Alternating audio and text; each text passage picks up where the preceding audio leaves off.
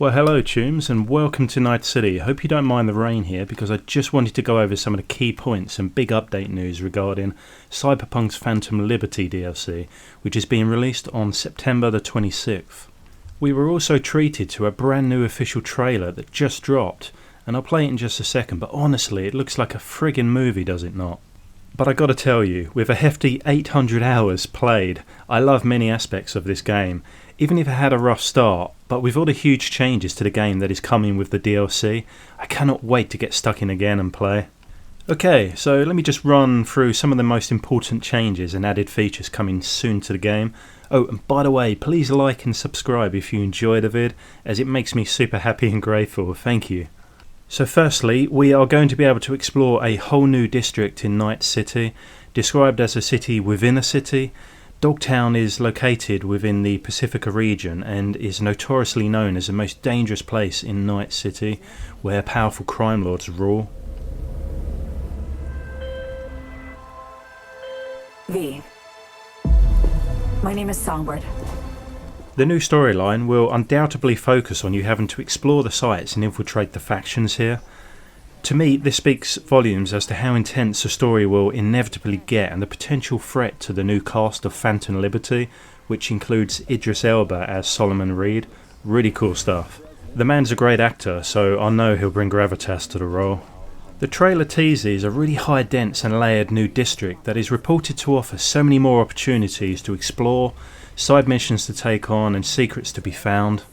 Also, the design of Dogtown looks to be truly immersive, and I wonder how it will compare to existing parts of the city. I would definitely recommend grabbing a few implants before arrival though. Her safety is the top priority. As any fan of CD Projekt Red games knows, when they announce a DLC, they bloody announce a DLC, you know it's going to be huge. The last DLC for The Witcher 3 was bigger than most games out there. Well, Phantom Liberty will be no different. It boasts a long and complex story that can best be summed up as a sort of spy thriller with elements of espionage, infiltration and kidnapping. For the most part, it's pretty evident that you will team up with the sleeper cell agent Solomon Reed as you try to keep the government of the new United States of America secure and intact. This for me is such a welcome deviation from the main story, and clearly the stakes will be much higher as we progress through this new and original story edition. Come on, got iron in your head. Gotta put it to someone's head. What I love about any well-made RPG is when they add so many variations in story choices and how you achieve your goals. The lucky reporters and game journalists that got to play an hour and a half of the new DLC early said when you first meet Solomon Reed, he will ask you if you were followed, and depending on how much investigation and prep work you did before meeting him, you can either lose the enemy's tail in you, otherwise they will indeed follow you to the meet with Solomon. So by the sounds of it, we are going to get even more choice matters and consequence variations just like in the main game, ultimately altering V's fate once again. Johnny Silverhand, what a character, plus name one person that does not like Keanu Reeves. Not only will we enjoy that familiar back and forth witty and sarcastic banter we all grew to love so much, but through dialogue, cutscenes and maybe even flashbacks, we will learn so much more about his past involving the time he spent during the war. Tell me you've got a plan. I love it when backstories give a well-established game and IP even further depth, and I love his story, so I cannot wait to learn more. So the trailer got me thinking about this a lot.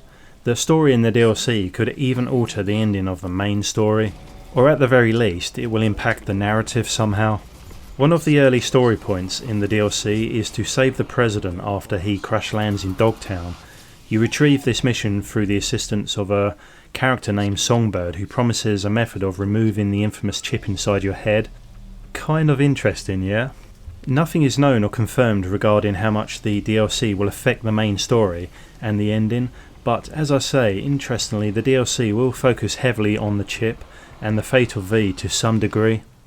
Equally as important as the DLC itself, CD Projekt Red has said that there wasn't a system in the game that they didn't tweak, update or just completely redo entirely. This is amazing news, really amazing. It's been over 2 years since the disastrously bumpy launch, should we say, and even today there are still bugs, frame drops and a lot of room for improvement. I mean, we've had patches here and there and some added content and quality of life features, but it sounds like with this new DLC we'll get a large and well needed overhaul of the entire game, which is fantastic. I thank you for your service. You know, taking that oath. Bad idea. I think this will bring a lot of people back to replay the game, starting from the beginning. Hopefully, it might also encourage newcomers to purchase Cyberpunk and experience the game for the first time.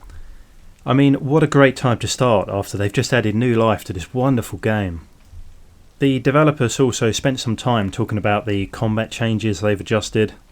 This one appeals to me for the simple reason that I found combat in Cyberpunk a little repetitive, plus the enemy gangs were static and never roamed the world like in other games such as Red Dead. After constantly getting hit, I would have to then take cover and keep spamming the health stims, which became nothing more than a chore. I imagine it was the same for you guys, right? The constant inhaler all the time. Also, the combat in general would force me to react the same way, the same method, and use the same weapon or abilities all the time, which could sometimes suck the life out of the game somewhat. They've apparently now made health pickups more rare to find, and they have a cooldown now, and are more effective when used. Managed to crash your Space Force One into our humble district. Another substantial change to the game is the way armour works. Armour has far less to do with clothing, but instead is now linked to your cybernetics, and how you utilise skill points and perks in that domain. I honestly have no idea if clothing is now merely cosmetic from now on, but I love the idea that they've increased the usefulness and complexity of your cybernetic rig, which is what the game should all be about, and not picking up some John Wick style jacket that is somewhat bulletproof. Wait, hear that? God almighty! It's moving! Run! As part of the cybernetic overhaul, we now have thresholds in place that address how much you can install and use. And apparently they've done this to simulate cyberpsychosis, which means your vision goes wacky, I guess, or maybe it affects your movement. I have no idea yet. What it does do, in the way I understand it, is it imitates skill trees the way they work in most games, in that you can't choose everything, rather you select the abilities that you want for your build that best suits your playstyle. This will add so much more weight and purpose to the feel of your character and the way you fight and interact with the world. Speaking of skills and perks, this, believe it or not, has also been redone. The reason for this is that they wanted to do away with percentage based perks and skills that as you leveled up and acquired, it didn't quite feel like you had improved that much, you know. So now as you unlock perks and new abilities in the tree system, they will have more of an impact and feel like you've actually gained something that noticeably changes your gameplay and playstyle. Sadly, I cannot elaborate any more at this stage because we don't have any more information, but combined with the changes to combat, health and armour, I'm starting to think this will be a whole new ride, baby, and I cannot wait for September. Ooh, and thankfully the police system has now been changed drastically as well. I know they've already patched them just showing up out of nowhere and killing you, but they've also reworked how the wanted levels function. So from now on, level 1 just means they will investigate the area, but you can easily have a chance to walk away, if only with a guilty conscience. And then if you were to crank it up to level 5, they will actually call in max tac, which will result in essentially a type of boss fight, believe it or not. And as vehicle chases will soon be a big thing in Night City, I would assume that these will involve both faction enemies as well as police chases, similar to what one might experience in GTA perhaps. Before Phantom Liberty, any car races or vehicle chases were largely scripted and restricted to story elements. Therefore, this added feature I think is something we're all curious to know more about and look forward to trying out in September. Stay sharp. We're in the wolf's den now.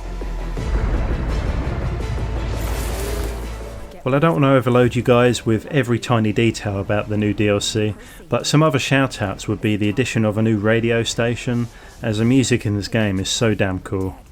We're also getting another faction to work with, or maybe against, called the FIA, who are going to be assisting the government. Plus a whole bunch of new story-based characters to enjoy.